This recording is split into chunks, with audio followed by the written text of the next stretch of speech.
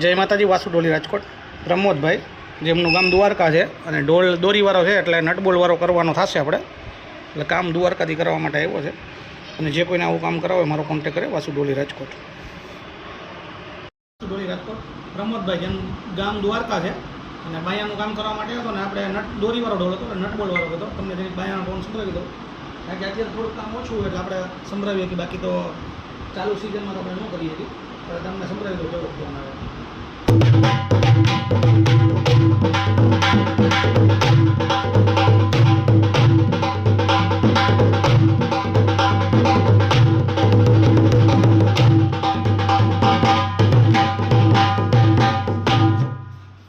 જે કોઈને આવું કામ કરવા મારો કોન્ટેક્ટ કરે. વાસુ ડોલી રાજકોટ.